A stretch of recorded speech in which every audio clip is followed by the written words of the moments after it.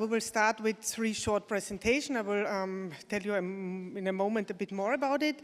So first about myself, I'm Julia Neidhardt. I'm from TU Wien. I'm also working on recommender systems, user modeling, and also the analysis of online and social media, and also the behavior of people on these platforms.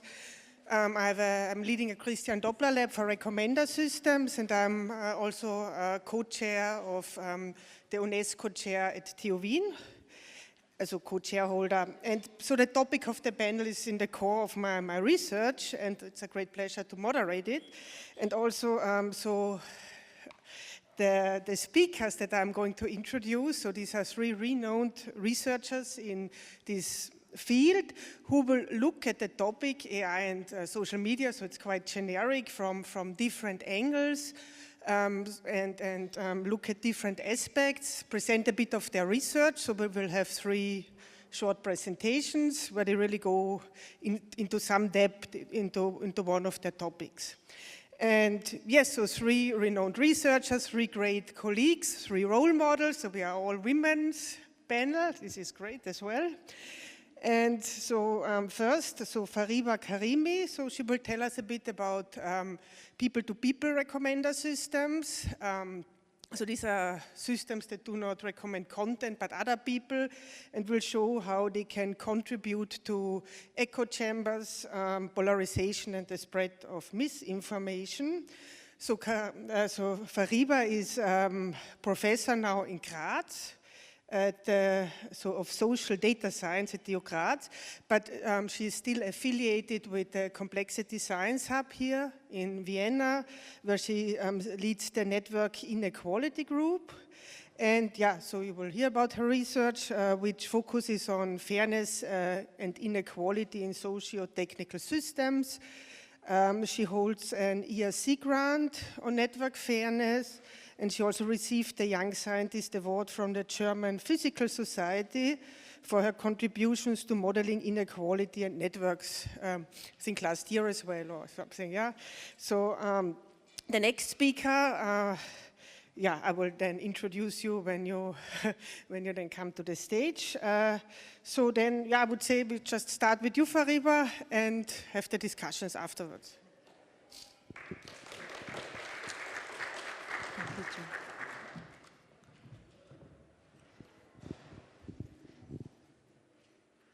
Okay, glad to be here, and thanks for coming in the late afternoon. So I will shortly present the overview of our research that we do in our lab and some insight about more recent research on the formation of echo chamber and misinformation in social media. So we live in a society where we have different characteristics, and these social constructs such as race, gender, ethnicity affects how we basically form groups and interact with others. And these interactions in the macro level create this topological network structure that are far from random. They have a lot of information in them. They have also biases in them depending on how we interact with others. So understanding and studying these social networks are very important because this allows us to understand how norms and cultures spread and basically formed in society, how we perceive others, and so on and so forth. And nowadays, this information from our social networks are also affecting people ranking and recommender systems. So inequalities that may exist in our social networks are being exacerbated, creating secondary inequality effects in online systems. Sometimes it's difficult to comprehend and understand where they come from. And just as a whole, we are dealing with an ecosystem that is dynamical, that is adaptive and changing over time. So as a complex system scientist, I like to study this ecosystem from the lens of complex system perspective and trying to understand how they interact with each other. So to go further, to tell you a little bit about the effect of people recommender systems on our life, you can imagine us as scientists, we have different characteristics, And we use nowadays algorithms such as Google Scholar, LinkedIn, and so on to create visibility for ourselves to connect to other peers. So research has shown that, for example, minorities in many of these platforms do not get the same amount of visibility that we would expect from their representations. Another piece of information that we know from social network analysis and sociology is that usually we try to interact with others in terms of forming in-group favoritism. So our social networks are not such that there is no biases in them, but in fact, in reality, maybe minorities like to interact with minorities and majorities like to interact with majorities. What happens in this scenario is that the shape of our social networks then affects access to healthcare, job opportunities, educations, economic prosperity, and so on. Okay, now what's happening is that this kind of social networks that we have is now being fed into ranking system, recommender systems. So some of our earlier research showing that basically the visibility of minorities is basically lower than what we would expect from their size. So now we have some kind of explainable model through this kind of computational modeling. We are able to explain why minorities' representation in online ranking could be smaller than what we expect from their size. So we are going further steps into opening this black box and explaining what can go, what's going on. But more importantly, the feedback between our social networks and recommender system is something that is ongoing. So what is happening over time is that the visibility of minorities might get worse and worse through this feedback, right? And I think this is especially the important part of the puzzle, to really understand the long-term effect. And what we are talking about is not just some kind of artificial societies with no consequences. There are actually consequences. A recent research in Science showed that networks of how LinkedIn recommend people for jobs affects their chances of getting those jobs.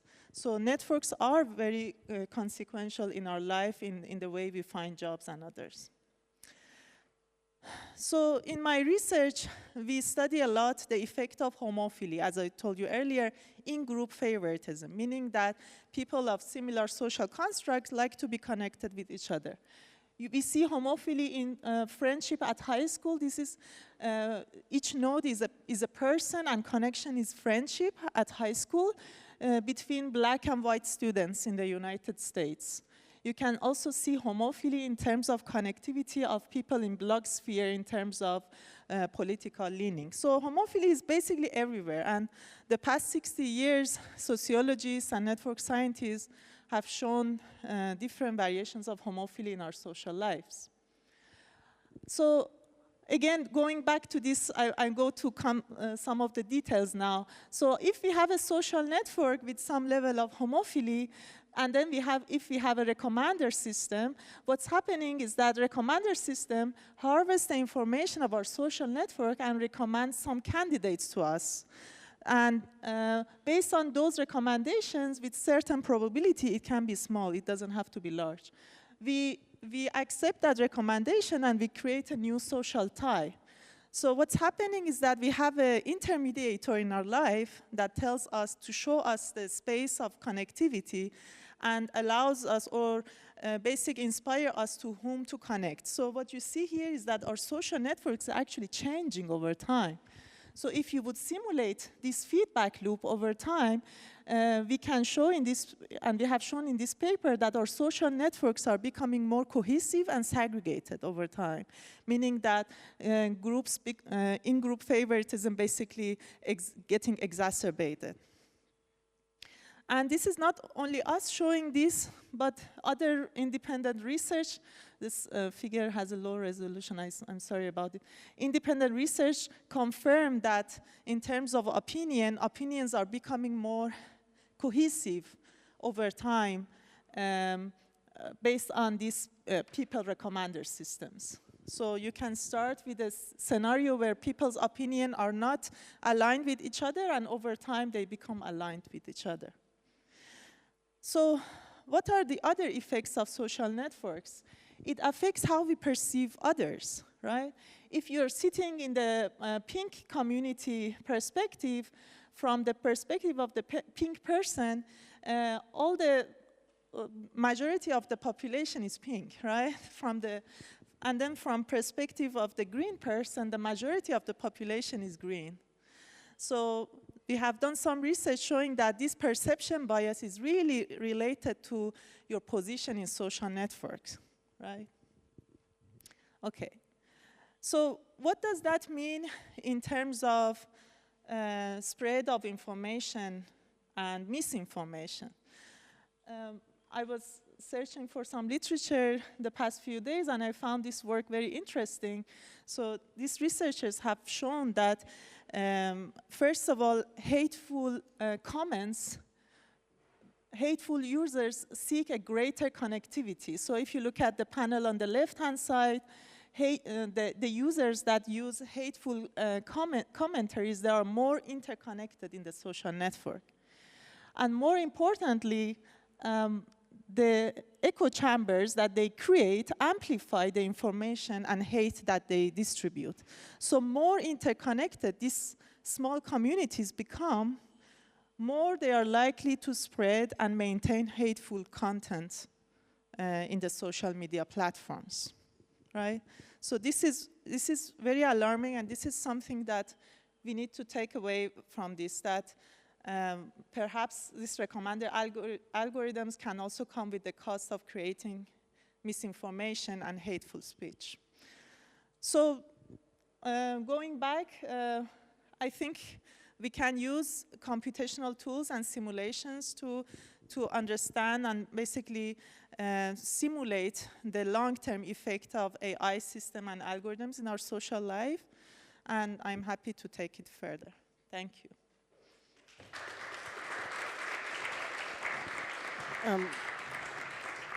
So thank you, Fariba. Before we discuss, we will hear the other talks, and then we will have a long discussion afterwards. So our next presenter is Brigitte Krenn, who brings years of experience working on AI and content moderation, AI-assisted content moderation. Today she will talk about her work on how we can detect and respond to sexism in online forums.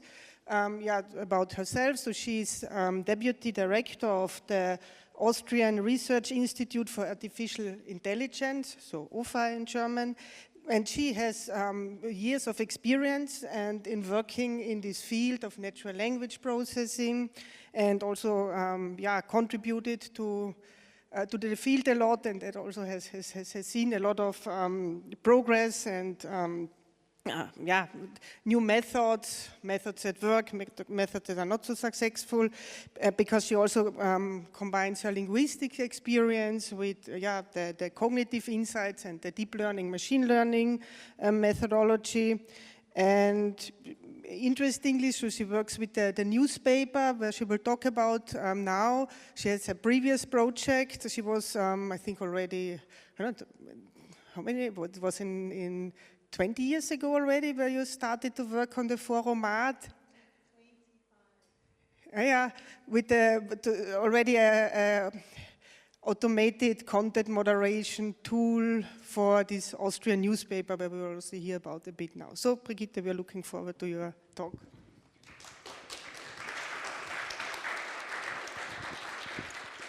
So, thank you for having me here. Thanks for being here this afternoon. So we at OFAI have been starting to work with Der Standard.at, which is an Austrian newspaper, an online newspaper, who started quite early to have a whole strand on online newspaper in 25, because there is this so newspaper companies have to adhere national law, European law, and so they have to they're liable for what they publish on their sites, which is very different from so they are content providers and not just site providers. And so that's why we started to work with their standard. And today I'm just talking about work on sexism classification. So this is used in post-moderation. So when there is sexism, kind of the discussion is going into a kind of sexist ways. Why was this important for the standard? So the standard saw that they have almost half female and male users, the readers, but they have only 20% of active commenters, so taking actively part in the discussions in the fora. So they wanted to have voices, female voices, to be more heard. So they did a survey with their users and found out that there were two main reasons for females not to post and to comment. So one was they had no time, they had better things to do than hanging out in social media and news fora. And the other equally strong reason was because when it became clear that it was a woman speaking, sexism was just around the corner, and they didn't want to be in these situations, and that's why the standard said, okay, we have to do something against that. So you can imagine there is manual human forum moderation, but there are tons of comments coming in, so nobody can read that. So you need technical tools to find relevant fora where the discussion goes up, where hate speech is going up. So we need AI and we need natural language processing tools to support the moderators.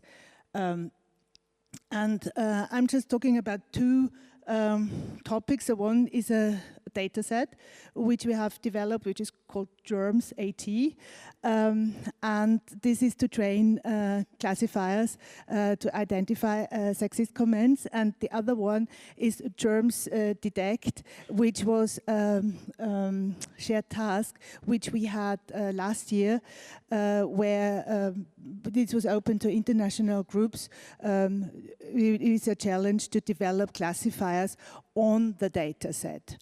So this is the, when you want to read more about it, these are the publications on it. So the work is quite recent. What is the particular thing with this Germs AT data set? When we do a data set, we need to devise annotation guidelines. So what is sexism and what is not sexism? So according to which criteria do we decide what utterances are sexist, which ones are not? So there is a cultural aspect, there is societal aspect, there is foreign policy after newspaper, there is a feminist discourse. So there's a lot of various aspects and angles on the judging is an utterance sexist or not. And there's also a lot of subjectivity, individual subjectivity on the judgment, how severe is the sexism in an utterance. And that's why we had kind of this shared approach where we had prescriptive criteria, what to count as sexist and what not. So this either or, black or white, 1 or 0. And then we had the second criterion when somebody or when one of our annotators decided this is a sexist utterance, how bad does it feel to the person from 1 to 4, from mildly sexist to extremely sexist. And what do you do when you create a data set? You have to collect the data, and it's not the case that everywhere in the forum and in every comment there is sexism. Yeah? So you really also need to search for the data, because if you look at the comments as a whole, there are much more comments where no sexism is at all, because it's related to the topic. And there are much lesser comments, so you already have a bias of the amount of data. what we did when we were sampling for the data set, we just turned it around. So we have a higher percentage of sexism, even though the sexism is lower. So the data with the sexism are less than data without sexism. But still, we have increased the number of data with sexism. So from a statistics point of view, it's again a bias in it. And there's also data cleaning. So we just didn't use comments where we had just 3 characters or only URLs. There is anonymization to be done. There is also, so we deleted meta information about usernames, about the position of a comment within a thread, about to which article the comment was related to, and the reason why, to keep anonymity. Yeah. So that's the other thing. So that means the task for a system and also for humans is harder because you just have an utterance or a few lines and have to decide upon that without any context whether this is sexistic or not, which makes it really harder. And then when it comes to the annotation, this data set is also very interesting in terms of annotation because we have this subjective evaluation as well. So we have, in the current data set, we have 10 people, 7 were forum moderators, experienced forum moderators, so 4 female and 3 male, and then there were 2 natural language processing people and 1 person from cognitive science, and you see in here that different people annotated different amount of comments. So the full data set is slightly above 8,000 comments. And you see here that there is the red ones really mean that there is a significant difference when we compare the annotators. So even if we have a quite homogeneous group of people, we have, when it comes to this subjective assessment of how sexist an utterance is, we have a big discrepancy. And then we have this was the data set for this shared task. Why did we do the shared task? Because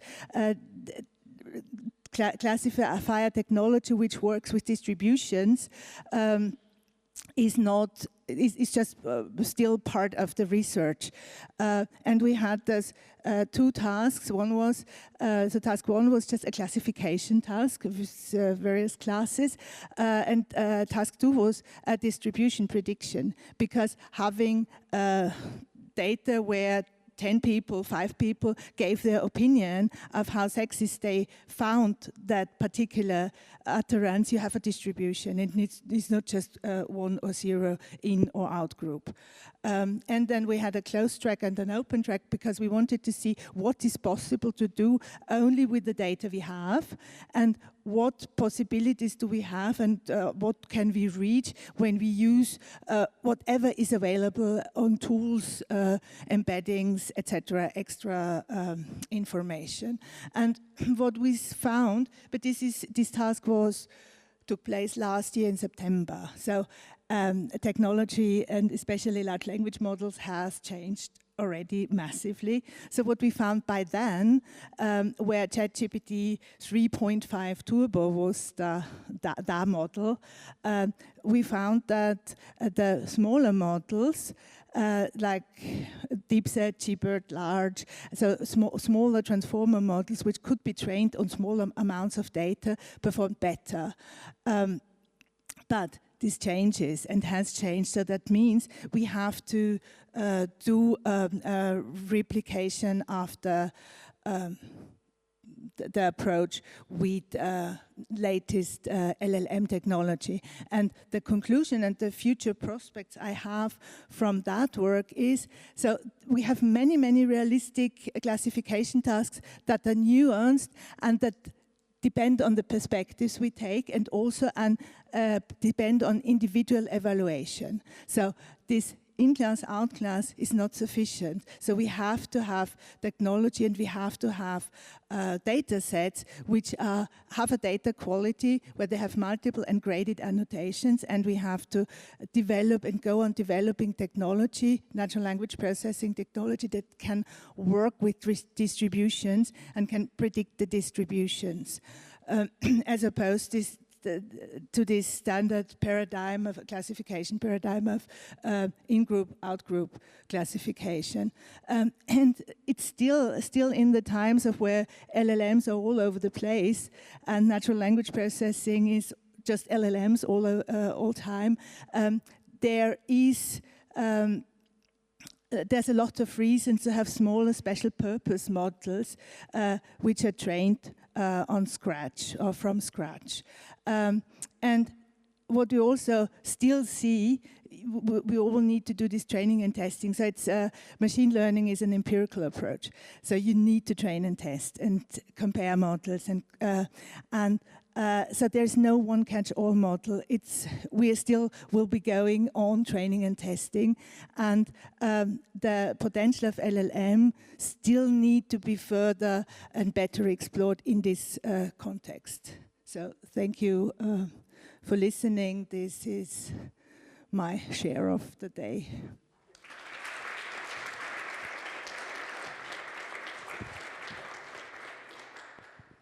Okay, thank you, Brigitte. And now Sophie will kind of take a different perspective. Also, she will talk about other stakeholders, not only about the users, but about the journalists and citizens and how AI influences their perception of trust, for example.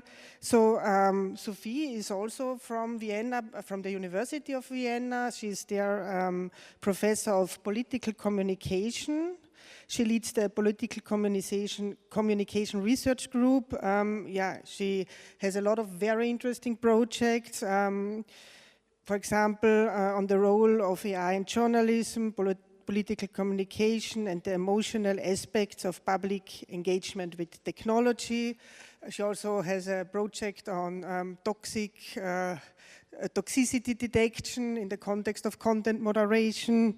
And Sophie is also co-coordinator of the recently established Digital Humanism Doctoral College. So Sophie, we are looking forward to your input. Thank you, Julia. Thank you so much, Julia. Thank you for having me. Yeah, slightly different perspective, and I want to apologize about what's coming now. Sorry. Yeah. It's academic, I promise. But I thought if any of you, and I'm sure you all have attended any of the sessions yesterday, this morning, just now, before lunch, you probably need a little bit of positive emotion.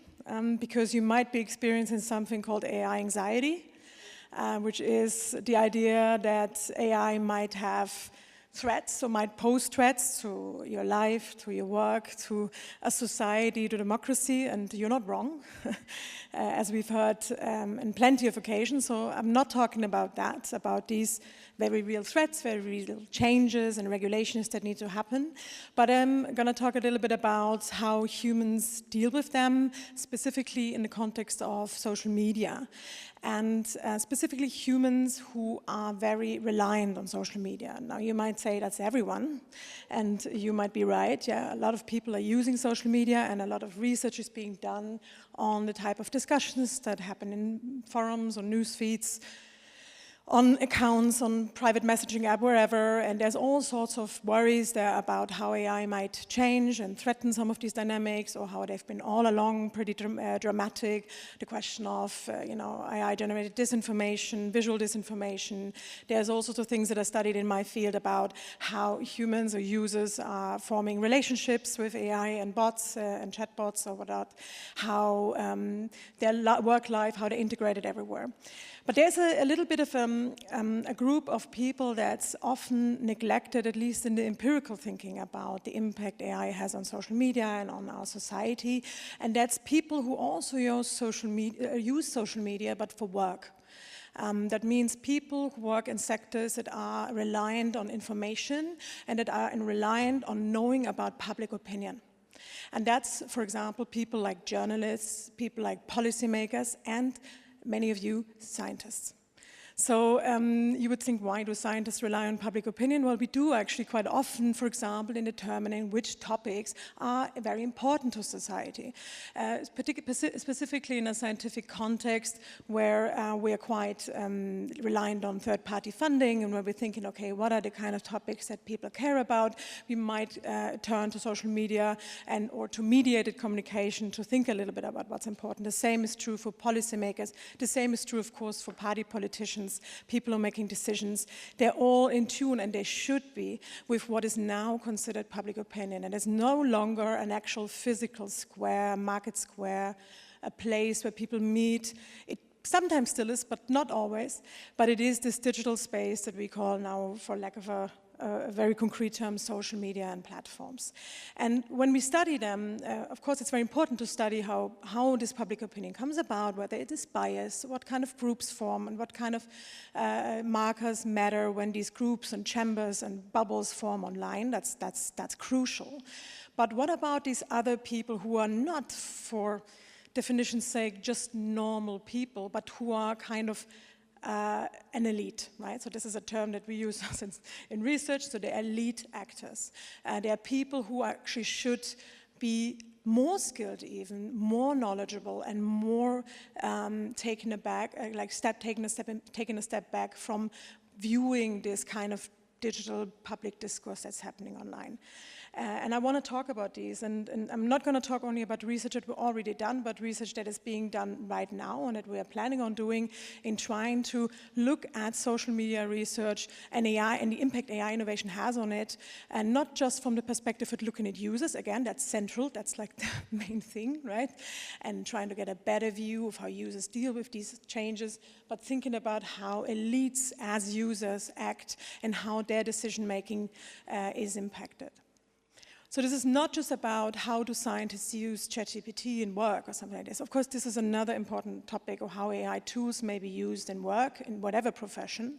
But it is about how do AI-based communication or algorithm-based communication change this type of work that's so information reliant. And I would love to talk about a study about scientists, and the doors will be closing at the end of my talk, and you're all participating in an experiment. No, that's not true. That would be great, though. I would love that. But no, so we have done studies with journalists so far, but the next step is to look at these other stakeholders. Why is this important? Well, first of all, as I said, because they use it, and therefore it's kind of interesting to look at it. But also because there is initial evidence showing from all of these elite actor groups that the biases that we experience with users as the consequence of using, for example, being exposed to disinformation, also actually hold in these elite groups. And that the skill levels that we expect from these elites actually are not there or are not actually developed. And here I'm coming back to the weird, confusing title that I had for my talk. How do groups that should know better but don't, or that are so kind of reliant on information that they have to deal with these new type of social media-based information, deal with explaining the impact AI has on this information? And how do they kind of form theories about the biases and everything without knowing all the papers that all of you have written and all of the research that's being done, without having all that knowledge? How do you deal with this type of AI anxiety that builds once you are kind of confronted with that? And so a case study that we did, and that we've kind of followed up on since then, is to look at journalists. Why are journalists so interesting? I mean, not just because I'm in communication science, but it's because journalists are actually a group that is, the traditional gatekeepers. We know, in a previous age, they were the ones who were distributing information. They were the only ones who were keeping the gate. That's no longer the case, right? So information flows differently now. People get information differently now, but they're still an important group in, for example, also influencing other elites. Yeah? So politics, for example, right? But of course, a lot of people still use traditional journalism, maybe not on paper anymore, but using apps and using digital formats. So they should know how to deal with digital public opinion, social media, and AI innovation. They are what we call kind of privileged information agents. That makes them also important for the type of people and the type of actor groups we've been talking about a lot. That's platforms, right? So platforms tech is concerned with journalism quite substantially and has all sorts of, like initiatives. Google is probably one of the most prominent ones in trying to support journalism, in integrating their tools or their kind of frameworks into journalistic production from the perspective of a marketplace, of course, right? Or, making more money, getting more clicks. Journalism is also a business. It's not just a democratic value or democratic institution, but also really in the interest of trying to keep in check a little bit the role journalists play as intermediaries in this new type of system where platforms are distributing information to users, and they are no longer these type of gatekeepers. They're sort of kind of weird gate watchers that are half involved, half not. What are they doing? So to keep this type of actor group in check in such a system is vital, and therefore platforms also, of course, are interested in them, because financially that group is maybe not that important. There are other work or professions that are much more, as we also heard in many other panels already, much more lucrative, so to say, to invest in. But the type of journalistic projects that we see from different platforms, Meta, Google, so they can be understood as a type of power control, I would argue. But anyway, so we've studied these journalists, and usually I do quantitative social science research, but here we did a qualitative study, meaning we did interviews with journalists.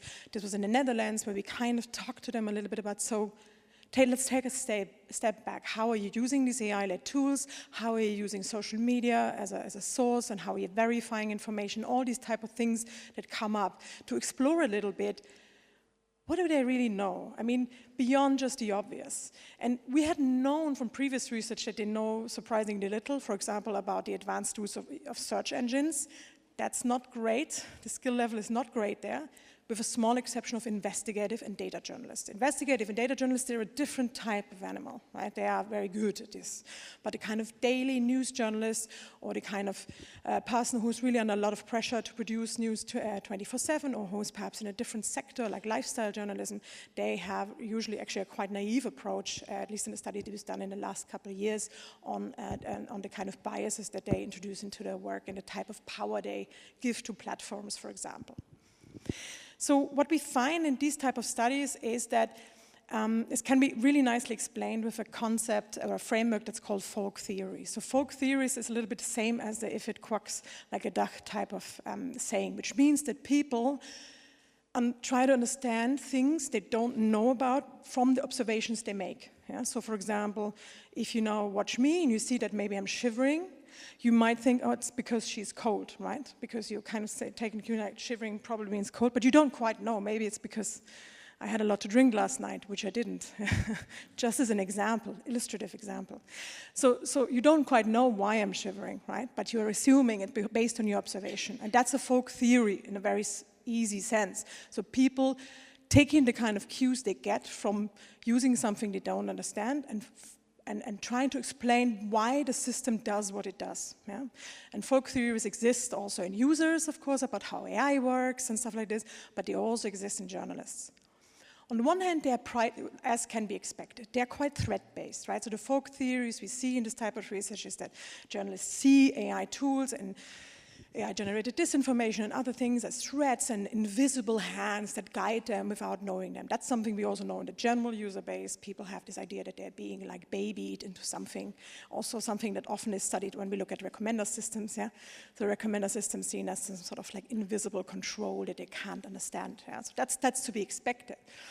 But another aspect kind of emerges here, and that it's less doom and gloom, this idea that journalism is beginning to try to explain the impact of AI in its work and also on the kind of information it uses through, okay, what can it actually do that would help journalism out of the problems it already has? And that is, for example, that journalism is a system under great economic threat already for decades, under great political threat in many contexts, also many democracies, right?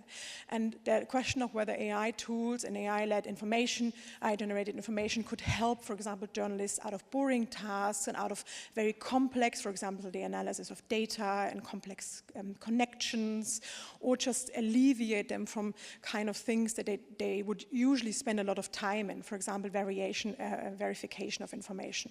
And we see see the problem here that we've heard at this conference, and of course we know from research that these type of models are not always great in giving us the truth, yeah, and giving us things that are actually verified and work. So we see still a kind of problem here that comes, but the point here is that the human, so to say, here is trying to push back into the system, trying to think, okay, how can I make it work for myself? Yeah?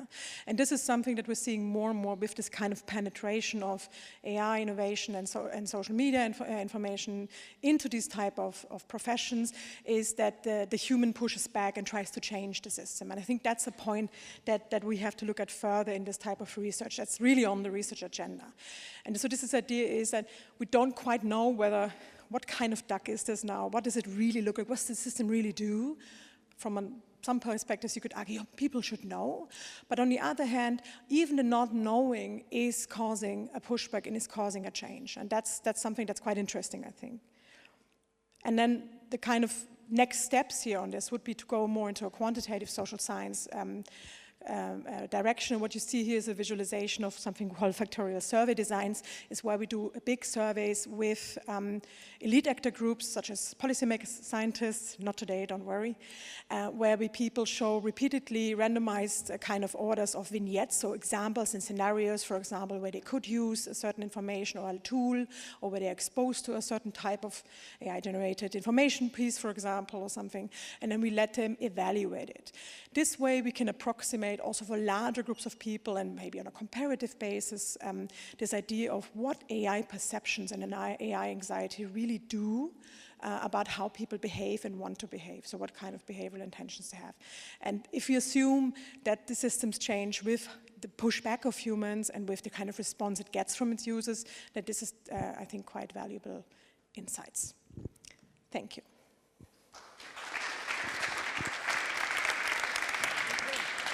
So we can now come to the stage. Yeah, however you want. However we want. Yeah, sure. So, thank you, Fariba, Brigitte, and Sophie. So I would first we talk a bit about your presentations. I have a question. Or some questions, but I will only have one on now, and then we can also include the audience, and then we can later talk a bit more about the general research agenda in the next few years in the context of digital humanism as well. But I mean, Fariba, because you had the first presentation, and I'm also working in this area of recommender systems a lot, and there is always this idea of filter bubbles and echo chambers, and we have these feedback loops, and it was very nicely demonstrated in your talk. Also how these systems work, and then you say okay, and then they filter out the information, and then the viewpoints get more and more narrow, and then you are just in this bubble. But however, so it's very hard to operationalize this. And so this is really, you did a great work also with the publications to really, capture these effects and operationalize it, because it sounds so easily, but this is very hard to do. But, and now a bit of what I'm asking myself. So on the other hand, it's still, a research endeavor, and you're using maybe simulations or also very specific use cases, because in general, it's like on the platforms that we see, there are so many results that show there are no filter bubbles, or you have very contradicting results, and so this phenomenon, because it's very complex, you have not one algorithm typically, you have all different algorithms playing together, you have the platform design, so it's very hard. And I was in a situation also where we had also with journalists a discussion, and there was a bit of a provoking colleague who said, well, there is no such thing as a filter bubble, and all the journalists, they were, what? Everybody talks about it, but really, if you look empirically, it's very hard to capture. So the question is now, also based on your results, what would it mean really for I don't know, for platforms also No, because the problems, they are there, you know, this is obvious, but the question of how would you, or can you maybe elaborate a bit on this, how well you can show it in a practical, empirical environment and in real systems, and then the follow-up question would be what do your results also mean for practice?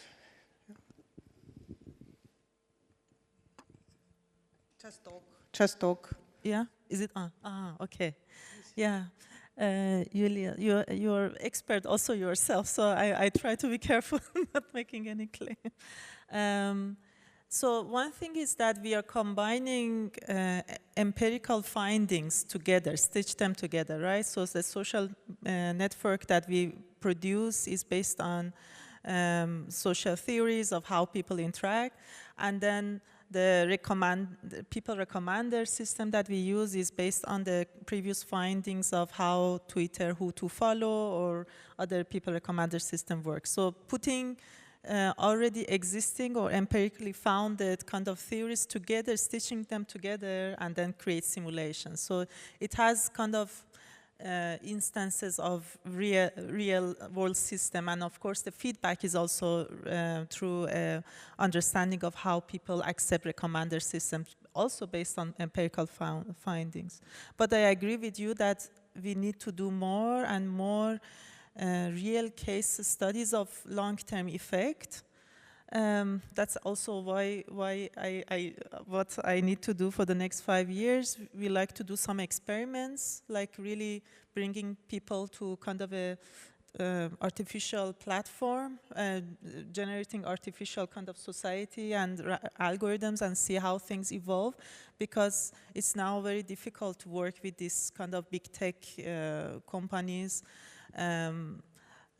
I think another direction that we have thought about is basically also studying academia, because Google Scholar and the recommender system in Google Scholar is something that we can actually experiment with, and then we have a lot of databases of how actually scientists publish or cite each other's work.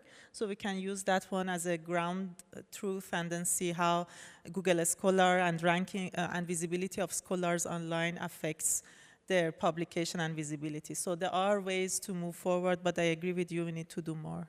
Yeah. Yeah, thank you, Brigitte. Now I'm also working with data from the Standard, so going now to the sexism. And when you read these comments, and the Standard is an Austrian newspaper that is more on the liberal side, but the user base on this online forum, they do not agree at all what is sexist and was not. So there is always constantly kind of, they blame the platform, that they delete their comments, they are very harmless. So it's a very polarized topic as well. And of course you showed you have a few experts, and even there, you know, it's hard, but then to put it into practice also this, so yeah, could you a bit, I mean, what are your experiences there? What is the feedback from the moderators, for whom I really feel sorry that they always have to read this, but yeah, so could you a bit tell us more about it? Well, the moderators need the technology as a support, because otherwise they wouldn't stand the ground.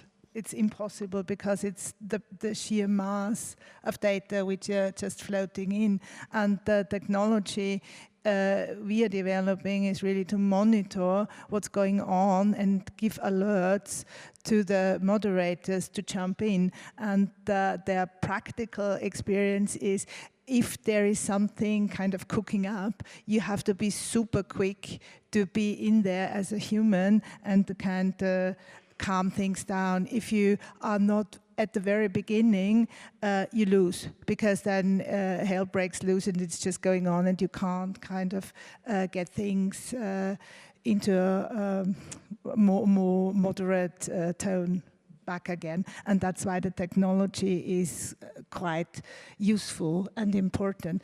The technology in itself, so nothing is 100% correct, yeah. So, and no natural language processing tool is 100% correct. So we need to have the human in the loop. And also when we do these data sets, when we collaborate with the Standard, of course, the view of the newspaper company, so their philosophy is represented in the data. So again, the data we use for training are biased as well, and they are on purpose biased because they want to represent their position and their standards.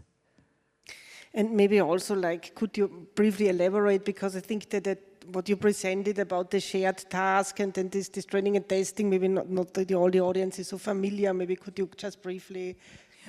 So what we do in natural language processing since decades is to create data sets called benchmarks. This is machine learning typically. So if you have machine learning systems for some tasks that should do something, you have a data set to test the machine learning systems and to compete the machine learning system against each other. And the shared task was, okay, we have this data set, we have the benchmark, and we want to see what groups, researchers make out of the data and which technology and systems they come up with and machine learning models they come up with. And then we have a kind of an objective. So the data set and this benchmark is an objective way to compare the different models, because otherwise, if you not train and test the models on the same data set, you can't compare the models. So no way otherwise. Yeah, thank you. So there's standard procedure in machine learning and important contribution. There are not many data sets available actually for certain tasks. So this is also a huge research contribution. So Sophie, now regarding your example, so with the journalists and then what you told us, so how could we also help them to get over this anxiety or to better understand how the system works or work. I mean, not leave it to the not leaving it to the platforms to train them would be the first advice, right? So research-based and evidence-based skills training, I mean, that is something that's being developed, by many people looking at digital literacy, AI literacy for users, for citizens, but you arguably need kind of specific skill sets if you're in one of these kind of elite kind of gatekeeper positions. For example, journalism is just one most obvious example, but policymakers, for example, is another very important group. So the people who kind of write the briefs that politicians use to make laws and stuff like this, right? To gather that information, they are, uniquely important to political pressure. They've always been.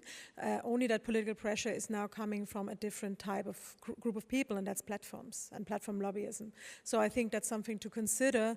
That sounds so, non-relevant perhaps for those interested in the kind of technical domain, but it isn't, right? So because the question that we have to ask ourselves is, what type of skill does a journalist need in the year 2025, and not just the kind of privileged investigative Panama Papers journalist or the data journalist, but a person working at the Standard, freelancers, people working, again, in other very important influential sectors such as lifestyle journalism, where a lot of money is being made. And what do they need in order to provide reliable information on whatever topic they are covering? That's a question we have to ask ourselves in research, not just the platforms have to ask themselves that.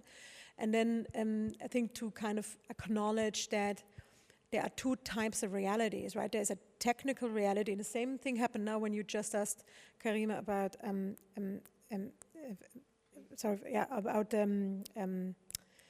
that the journalist said, what, there are no filter bubbles, why, we know that there should be filter bubbles, is that there's a detached discourse about the impact and the abilities of AI from the actual technical abilities of it.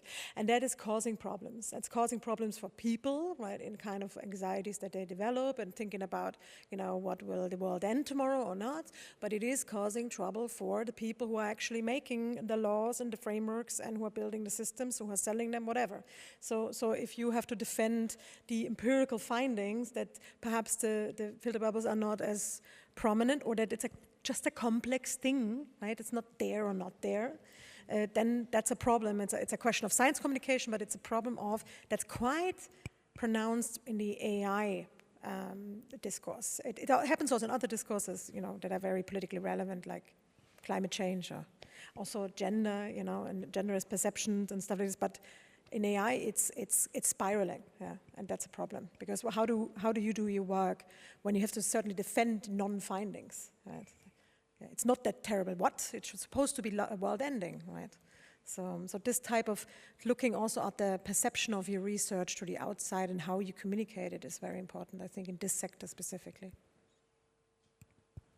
Yes, so just what you're saying with the journalists, because we had from UNESCO organized a roundtable with the journalists, and then we discussed a bit these technical aspects, and now we agreed we will make a follow-up workshop where we really focus on how this algorithm work, so from the technical side more, so that we start this type of communication also, yeah.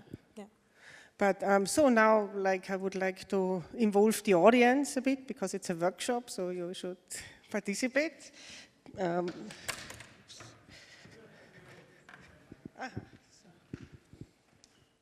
Okay, hello.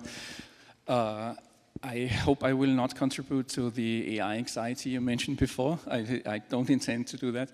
But I have a broader question for maybe on the whole topic of the workshop, which is social media and AI. So regarding the latest developments, I think in 26, depending on projections, there will be 90 to 99% of content will be generated by AI. So how much is this going to make an impact on your work? What is this going to change when all of this content is being created automatic? And is this the case also in social media? And maybe a follow-up, what does this even mean for social media? Will social media still exist in a couple of years?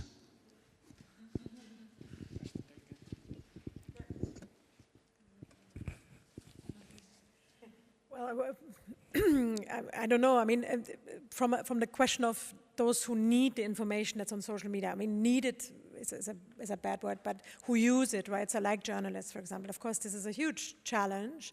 And kind of the question of who is responsible for finding out whether something is AI generated, and is it even important, yeah, for journalism to know this, or is it only important whether it's factually correct or not? Does it matter, right? It's a question that we also have a lot when we study journalism. We think, okay, is it really such a problem if journalism itself, which is of course also on social media, right, is AI generated? If it's factually correct, if it's current, if it's relevant. Right? It's a question, it's a perhaps also philosophical question. Do people care that their news or their sports updates are not written by a human, right? And there's a whole debate in the field about it, you know, apart from the fact of whether that leads to some sort of breakdown in the workforce, which is, in journalism, to be honest, has already happened for many years. The question in itself is then, what is then the role for human journalists in the future? And there's some arguments saying, you know, it could be sort of premium, right? The kind of idea that you pay for human-generated information versus, you know, the kind of more daily information is then automatically generated. The counter-argument could be, well, if we know that perhaps in a couple of years the automatically generated information will be more reliable than the human-generated information, then why would anybody pay for that? Yeah? So it's an economic argument. Of course, it has to do with disinformation, and it has to do with foreign influence and with propaganda and all these kind of things. And that's a different debate, but it is a fundamental thing to act on now. And if I may be critical of any journalist present, I love journalism, but journalism is a profession that is known in research as well as being unbelievably reluctant to change. Yeah, for various reasons. It is a very kind of, has a very strong identity, because there's no protection. Everybody is a journalist in a sense, right? Can call themselves a journalist. So it is very strongly protected by its own identity, and they're really trying not to change. Yeah. So that's going to be a struggle. And that, from that perspective of these elite actors that I talked about, it's going to be a problem. Whether it's a problem for the communities and the networks, that's a question for you then. I think in science, we also see now production of more research papers coming out with AI usage. I always tell my students that now you really need to be a top-notch scientist, because just writing a review paper or survey, AI tool can do. So that's either your job is taken away from you or you become like a really good scientist. And I think we need to kind of work in that direction of, as an academic and scientist, we need to put the knowledge together and connect the dots. And these are the things I have noticed that AI tools are not usually good at it. I mean, they can collect information, but the one who extract knowledge and wisdom out of it is still us that can do that work. Yeah.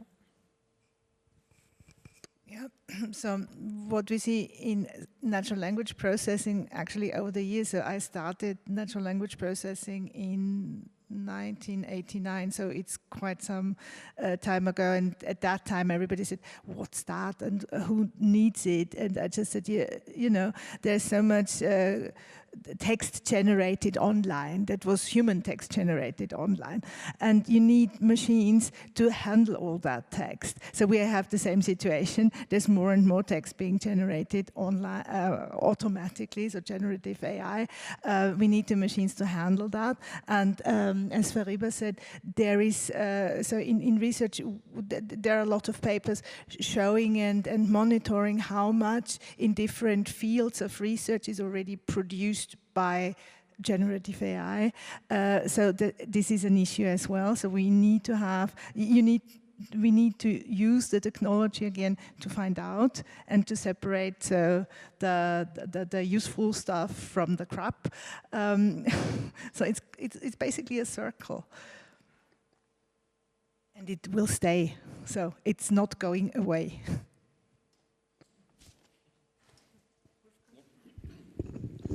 Thank you very much. I have a question to the profession of journalism. As far as you know, journalism is the fourth pillar of a democracy. We are going to lose this fourth pillar. You know, we are losing journalism because this is an endangered species. I've worked for the Wiener Zeitung, maybe you know it, for about 20 years. From one day to the other, it was closed. So every media in Austria is owned by a private company. There's just one. This is the Austrian broadcasting company that is more or less like the BBC, or should be. So what is going to happen if we are losing independent journalism to AI systems? What is going to happen if this information is overwhelming us all? What is going to happen with the fourth pillar of a democracy? Well, I think the answer is pretty clear. I mean, if one of the pillars of such a building kind of collapses, then a whole idea collapses, right? Yes. So yes, so that's clear. And that kind of pillar has been a little bit, I don't want to say wobbly, but a little bit wobbly for a while now, not just because of AI, right? So I think that's an important thing that we have to realize, right? So as I said, I don't think it could be more fundamental how journalism has to adapt to a digital reality and to the new types of information that is being produced by generative AI, but also the new type of how people use information now and all these kind of things. So that it has to adapt to that. It can't not, right? But there are also other threats to it that are being overshadowed by this general kind of technological determinism. So we're thinking journalism can simply not exist in a digital sphere because there are these platforms, and it's also democratic, so nobody wants to pay.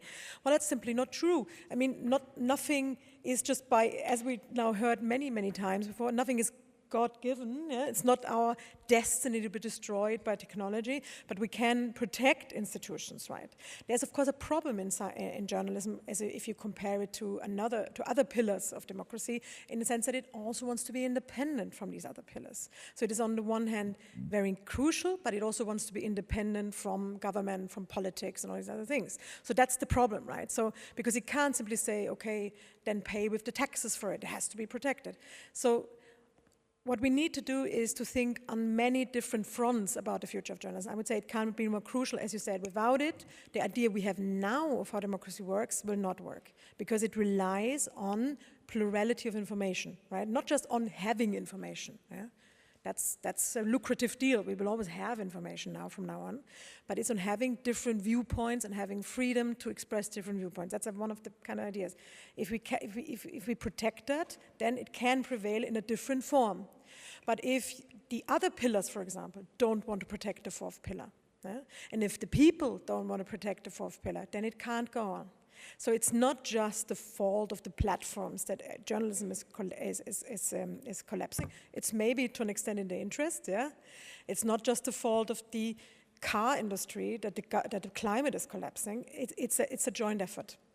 And I would say we need to look also at the responsibility of citizens, at the responsibility of politics in not going against media. So it's a far more complex discussion, right, than just thinking about, it's Gen AI that's going to kill journalism. But it's definitely one of the kind of boots that is knocking against that pillar, to use the metaphor, to the end, yeah. But will it die? I don't know. I mean, hopefully not. Along with democracy, I'd love to keep it. So it would be nice. But we have to build on all of these pillars. Yeah? The other pillars are built also on other things, education, access to information, and there's all sorts of things. So it's not just one or the other. Yeah. So hopefully you are right, but would be nice. Would be nice. Just one short question. We lost nearly a whole generation to social media. How can we bring them back to read newspapers? Because the New York Times said in the New York Times Innovation Report, if news are important, it will reach me. So how can we bring this generation back to independent newspapers? I mean, the generation arguments have always been there, right? So the young people don't care anymore, nobody wants to, yeah. So in that sense, we don't quite know now whether this young generation is really lost. It's definitely lost to paper at the moment, yeah? So that's, yeah, sure. How it will develop, it's a complex question, but I think, again, it has to do exactly with the idea of keeping the pillar. It has to be supported in education, it has to be supported in the peer and the social groups, and it is also a responsibility of journalism. So in a sense that, for example, these type of initiatives and trying to keep, for example, these spaces where journalism produced, like the Standard Forum, which I consider part of journalism, right? These forums under news websites, they have to be spaces where people want to be, right? So the journalism itself can also kind of adapt towards these young people. And it's been a criticism for decades that journalism, specifically what we call quality journalism, is ignoring a lot of people that they're actually supposed to be producing news for. So this is people who are young, for example, but also people who are on the periphery of society, people with migration background, but also people with disabilities, all sorts of people that are not represented or don't feel represented by journalists. Not that it's like some sort of evil intention by journalists, to ignore them somehow, but there's a disconnect already for a while, and that's being politically instrumentalized now by populist politicians, for example. It's because this was already there, the rift. So how can we get the young people back? Yeah, we can, use social media and be like cool on TikTok or something like this. I don't know. But it is making a connection, creating a trust, and that's a societal responsibility. I don't know exactly how to do it. If I knew, I'd be hopefully in a great position at the ORF at the moment. No, but I don't know. But this is a central research question as well. That, for example, scholars in social sciences, humanities are trying to answer. So, yeah.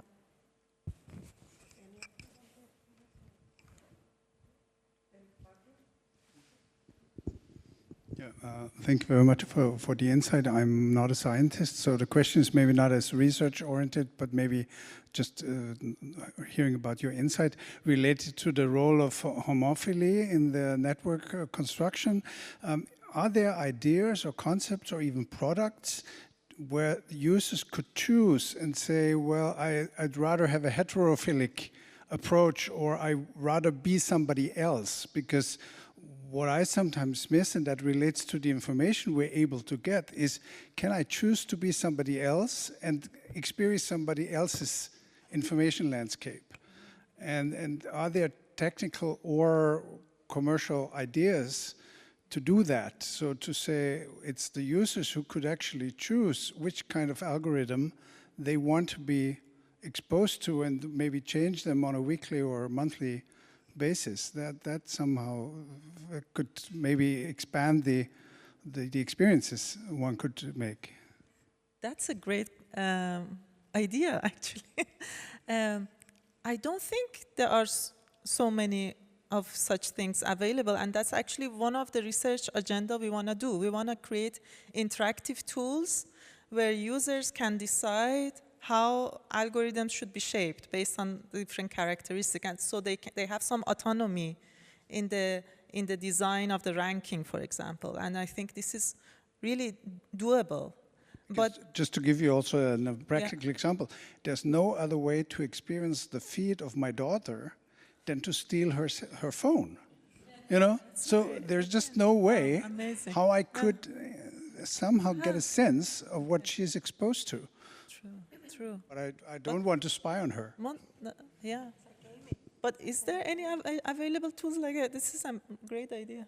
Well, so in research, yeah, so there is all these game-related approaches, either in mixed reality, virtual reality, where you can step into different lives, but also in kind of a ludic approach in gaming. So we are currently in a it's a digital humanism project, actually, which just started this year with the Angewandte together. And this is about role play. And so people get into different roles, and also large language models get into roles. And so people play with each other, play with the models, so you can experience different perspectives. So in the research area and in this kind of more playful approaches, yes, there exists, but it doesn't exist like an app for, at least I do not know of one for the general public. But there is these tendencies to look at it.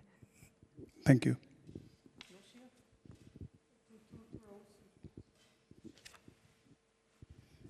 Hi there. Thank you again for this excellent panel. It's nice to see that we are at a conference where we can zoom all the way from the big macro level down to actual research ideas, etc. So I want to commend you all for putting together a fantastic panel here. I have a question, I think mostly directed at Fariba, but may be relevant to others. So I should mention my name is Noshir Contractor. I'm from Northwestern University. And the question has to do with an assumption that I think is true in some of what your experiments or simulations are, and that is that if you give people the ability to choose how much homophily or heterophily they would want, then good things might happen. And assuming that that is an assumption in what you're doing, I wanted to share that it was an assumption in some of what I did along with my former student, now faculty member, Diego Gomez-Zara, as part of his dissertation. And we provided a platform where we told people, like, if you were to bring so-and-so onto your team, you will improve the heterophily or the diversity score. And tragically, we found that in 3 studies, when we gave people that information, versus conditions where we did not give people the information, those who received that information made less diverse choices and moved more towards homophily, counter to what we had expected. However, when we tweaked the algorithm without revealing to them, but tweaked the algorithm to put more heterophilous recommendations higher, all else being equal, they did choose more heterophilous teams, which also then did better in performance. So this assumption that we have that giving people a choice to be able to choose diversity seems so appealing, but at least in our experience, it fell into the, yes, in principle, yes, but not in my backyard, which is the NIMBY acronym. And I'm just curious about how we think about this issue that we think we wanted diversity, but then also, on the other hand, concerned that if we tweak the algorithm, even though we think we did it for good reason, people are very easily manipulated by that in that particular context. So, any thoughts? Thank you. No, for your comment. I have to read your research more carefully about that. Yeah. Yeah, this is now contradicting the suggestion of giving people different ideas. Yeah, I don't have I don't have a good answer for it. Yeah. May I ask a follow-up question to Fariba? Because I think it's these two viewpoints are very interesting, and I'm thinking, is this an argument of, I like it in principle, but not too close, or is it maybe also a temporal argument? Are you also looking at over time kind of changes? Because I wonder also, this is this general argument, like, do people benefit from seeing other people's viewpoints? And there's of course could be an initial positive effect, but it could over time then change into something else. Is it something you're looking at? I think we see that temporal evolutionary dynamic in real social networks, right? That if you look at real societies, you see the emergence of moderate homophily in many societies, and I think it has roots in evolutionary, cultural evolution, evolutionary biology, because it's a way of in-group support, is a way of basically fighting against environment. So I think, yeah, this has some deeper roots in society.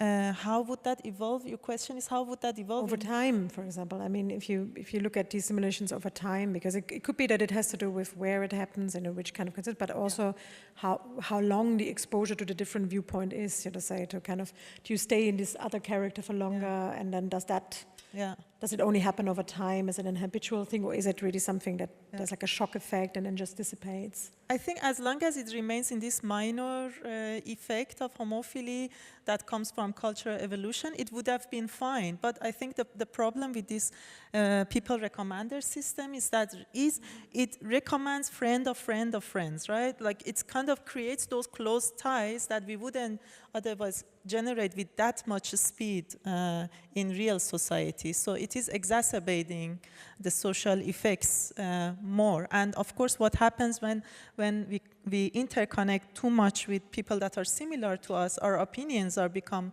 consolidated and similar. So then we start living in these bubbles of similar ideas and opinion, and therefore, if we have crazy ideas, no matter, because everyone else are thinking also with crazy ideas. So we can live in this parallel universe of misinformation or disinformation. So there was one more question, which I'm going to take, but then we talk a bit about the research agenda. But before you ask your question, I just would like to add, I mean, now it's not about homophily, but like also in recommender systems, this question of how the impact of diversity, because there's also, of course, you show diverse information, and then the viewpoints change, and the perspectives get broader. So this is also everybody thinks, but there is hardly any research, there's hardly any evidence. This is really these long-term effects of the recommender systems, we do not know. So this is really on the research agenda, just to do it. Yeah, so did you want to? Yeah, I want to say something here. It's true that these are long-term effects, but I think there is something to be learned from COVID pandemic. Yeah.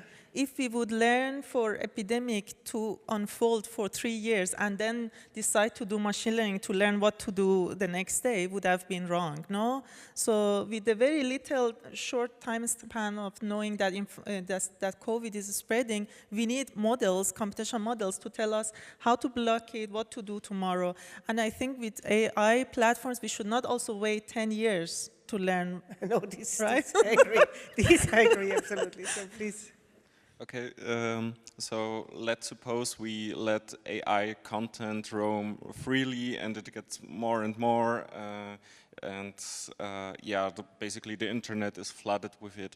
I would like to ask, in terms of bias, what can we expect from the AI? So do we have a lot of sexist, transphobic, homophobic, whatever content?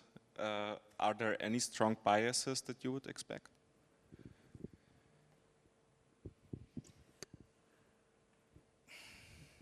So it really depends.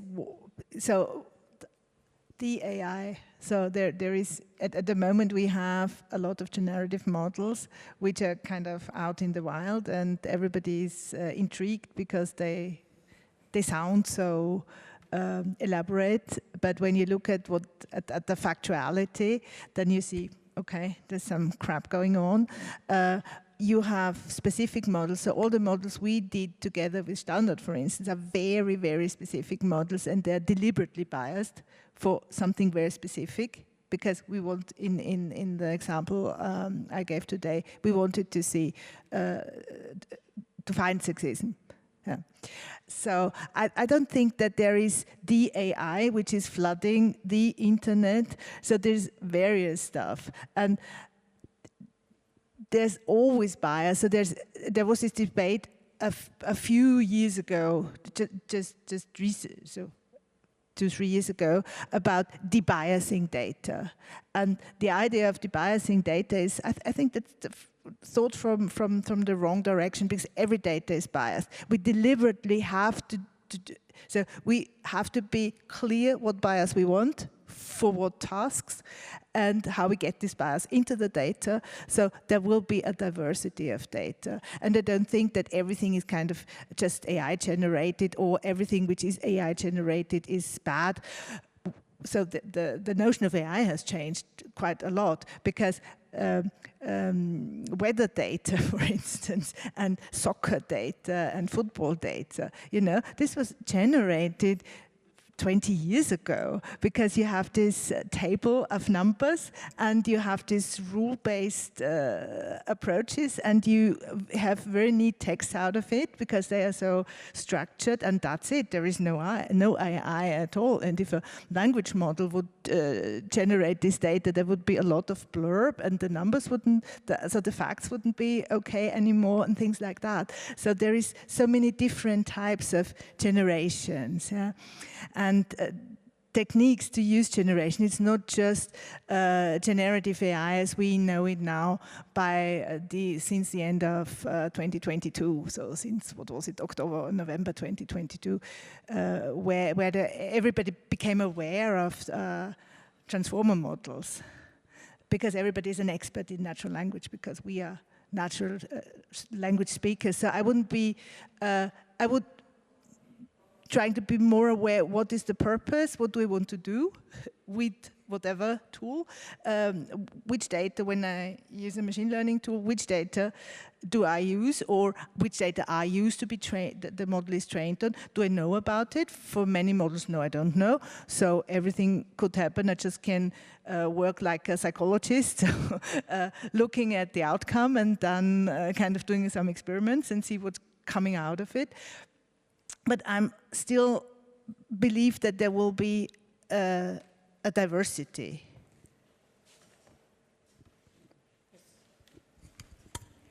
Okay, so like the last few minutes, I would now really come back again specifically to the research agenda. So what is on the research agenda in a digital humanism sense? So what would be the priorities, in your opinions, for the next few years if we say, okay, we ground our agenda in digital humanism, and I mean, related to your fields, of course, but what comes to your mind? So, Sophie, we'll start with you.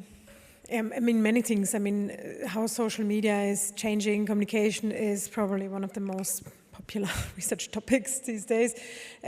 Maybe two things. One thing that's becoming increasingly important in the social sciences is exactly the kind of ending point that I made, is this idea when the human pushes back, or the users push back, and so the idea of life without social media. So that is something that is increasingly studied from various viewpoints, either in the type of, you know, even when people who, some of my colleagues who studied young people, so young people who are trying to actively not use social media or reduce digital media use or reduce the impact that AI has on their lives. We see also research projects, for example, and that might be a nice one, of young people going back to paper. Yeah. So this is something that we call then something called post-digital romanticism. So this idea of romanticizing paper, novels, papers, newspapers, and using them almost like maybe my generation used records. Yeah. So this is it's not a real use, because it's more like kind of a romanticized use, right? A kind of identity-based use. But it shows that again, the human is pushing against the technology and trying to change the technology. And I think so the kind of less social media as one thing. And then, of course, another one that we've kind of alluded to again and again, implicitly, explicitly, is disinformation. I mean, the research in disinformation is vast and is expanding, yeah? But of course it has new questions relating a lot to visuals, right? Visuals are a headache, not just for computer scientists, but also for social scientists, how to study visuals, how to quantitatively study them, how to understand how people understand them. It's a mess, yeah? So that kind of visual research is going to be immensely important going further, because a lot of our communication is increasingly, it's not so much text-based anymore. And of course, we can translate the language to text, but we lose a lot of the complexity. So I think doing justice to the visual form of communication we have is going to be another second big strand. For us, I think moving forward, we need a lot of mixed method approach of zooming in, zooming out, looking at social theories, but also validating them or examining them with big data, and also perhaps devising intervention kind of methodologies for networks and defining what it means to be fair in terms of relational databases or networks, how to define relational fairness, how to operationalize it. When we talk about fairness, what do we talk about? Which moral values are actually we pinpointing to and for whom? So I think these are the things we need to work on. Yeah, and from the natural language processing side, natural language processing will go on to be machine learning, because this is the only way and to handle natural language. Otherwise, it doesn't work. But data quality at the moment, so there is this huge amounts of data. Just take what you can get. Data quality will become more important again, and also smaller models will still kind of be important, because the large language models, everybody is using them, and if you don't just want to have some elaborate talk, and so it's still simulation. So if you don't just want to have elaborate talk simulation, it's about, when it's about facts, you need to have different technologies. So I believe, or my bet for the future is that at the moment, large language models are really, really big. I think they will be sort of right-sized. So it won't be the only technology surviving. Okay, thank you. So is there any additional aspects the audience would like to add, or is there some? I mean, so yes, of course, this was now a very broad topic of the panel, so it's also AI and social media. It's yeah, we could have talked about many other things as well, but yeah, we decided to go a bit into the different research areas of the panelists, which also, yeah, related to my research, so it's also a bit deeper maybe, and of course now show certain challenges, but also opportunities in this regard. I think it was very interesting. We have not resolved, I think, the issue how social media can help to foster democracy and not destroy it, but yeah, so this we anyway have to think about. Okay, so I think then, yeah, it's 5:30 already, so then I'm happy to close this panel or workshop. So thanks a lot again to the panelists. A big applause to Sophie Lecheler, Fariba, Karimi and Brigitte Krenn.